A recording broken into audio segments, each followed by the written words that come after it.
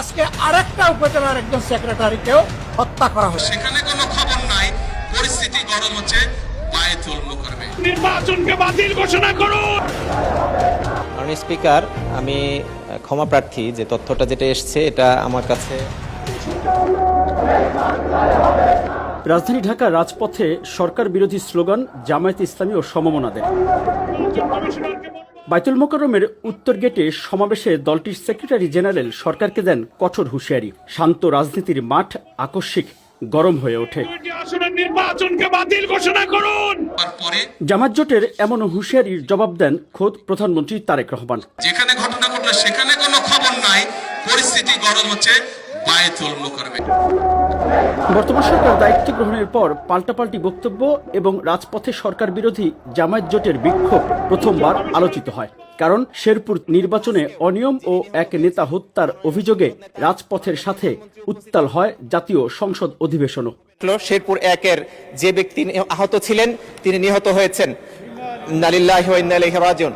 আজকে যদি এই হয় বাংলাদেশের সিচুয়েশন, আমি মনে করি আগামী দিনে মানুষের ভোট ব্যবস্থার প্রতি এক অনাস্থা চলে আসবে। পাতানো নির্বাচন ছিল, সেই নির্বাচনগুলো আমাদেরকে আর ফেস করতে হবে না। আগে যারা নির্বাচনে নিহত হয়েছেন এবং আজকেও যিনি নিহত হয়েছেন, মাননীয় সংসদ নেতা, মাননীয় প্রধানমন্ত্রী উপস্থিত আছেন, তার কাছে আমি এই জবাব চেয়ে। এখানেই শেষ নয়, সংসদের বাইরে সংবাদ সম্মেলনে দলের উপজেলা সেক্রেটারি হত্যার দায়ে সরকারকে ফ্যাসিস্টের সঙ্গে তুলনা করে কঠোর ভাষায় প্রতিক্রিয়া দেন জামায়াতে ইসলামের আমির। শেরপুর ৩ আসনে এর আগেও আপনারা জানেন আমাদের একজন সহকর্মীকে হত্যা করা হয়েছিল, একটা উপজেলার একজন সেক্রেটারি মৌলানা রেজাউল করিমকে। আজকে আরেকটা উপজেলার একজন সেক্রেটারিকেও হত্যা করা হয়েছে। আমরা তার নিন্দা জানাই এবং এই দুই হত্যাকাণ্ডে দোষী, দুষ্কৃতিকারী, হত্যাকারী, খুনি যারা, এদেরকে বিচারে আওতায় আনার জন্য। প্রিয় দেশবাসী, এর মাধ্যমে প্রমাণ হয়ে যাচ্ছে যেই লাউ সেই কদু। এতদিন পর্যন্ত বিএনপির সমস্ত ভুলই ছিল মানুষকে ধোঁকা দেওয়া এবং প্রতারণা করা। তারা সেই এক ফ্যাসিজমের পথে হাঁটছে। এরপর 14 এপ্রিল টাঙ্গাইলে কৃষক কার্ডের উদ্বোধনী অনুষ্ঠানে যোগ দেন প্রধানমন্ত্রী তারেক রহমান। পরে মাওলানা ভাসানীর মাজারের পাশে এক সমাবেশে বিরোধী দলের অভিযোগ প্রসঙ্গে কথা বলেন প্রধানমন্ত্রী তারেক রহমান।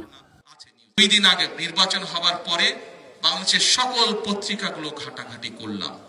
পত্রিকার কোনো খবরে কিন্তু কোন জায়গায় কোনো যে অবাঞ্ছিত ঘটনা ঘটেছে, কোনো জায়গায় অপ্রীতিকর ঘটনা ঘটেছে, তেমন কোনো নিউজ নাই। ছোটখাটো একটা দুইটা হালকা ঘটনা আছে নিউজ, কিন্তু অভিযোগ করার মতন কোন পত্রিকা না। বাংলাদেশের যত বড় বড় পত্রিকা আছে সবগুলো আমি পুঙ্খানুপুঙ্খ নিউজগুলো পড়লাম, দেখলাম, খোঁজ করলাম, কোথাও কোনো ঘটনা নাই।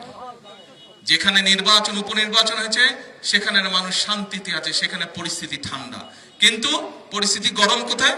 বায়তুল মুকাররমে। যেখানে ঘটনা ঘটলো সেখানে কোনো খবর নাই, পরিস্থিতি গরম হচ্ছে, বায়তুল মুকাররমে।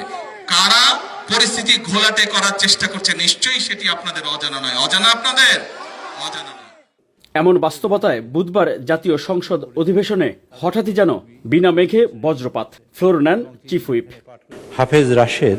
তিনি তার বক্তব্য বলেছিলেন তাদের একজন কর্মী সেই নির্বাচনে নিহত হয়েছে এবং তিনি এখানে পাঠ করেছেন রাজন।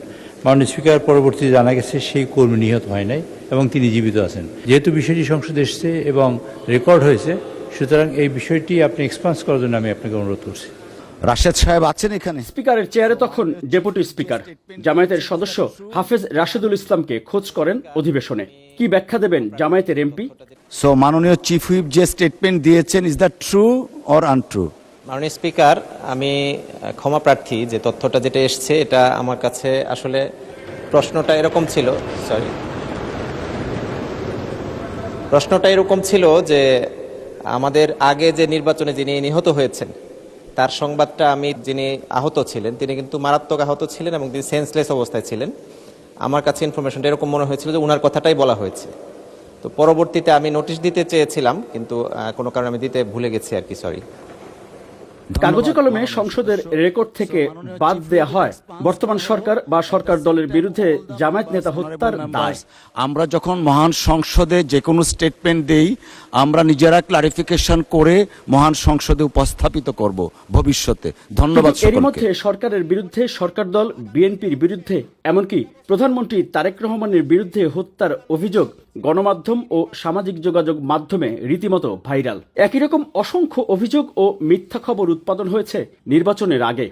গণমাধ্যম পর্যবেক্ষকের প্রশ্ন, রাজনৈতিক দলের শীর্ষ পর্যায় থেকে যদি এমন গুরুতর মিথ্যা অভিযোগ করা হয় আর তা যদি হয় সংসদের বাইরে, তাহলে সেগুলো এক্সপান্স করবেন কিভাবে? আজকে আরেকটা উপজেলার একজন সেক্রেটারিকেও হত্যা করা হয়েছে। সেখানে কোনো খবর নাই, পরিস্থিতি গরম হচ্ছে বায়তুল মুকাররমে। নির্বাচনকে বাতিল ঘোষণা করুন।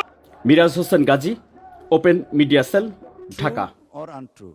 মাননীয় স্পিকার, আমি ক্ষমা প্রার্থী যে তথ্যটা যেটা আপনারা দেখছেন ওপেন মিডিয়া সেল।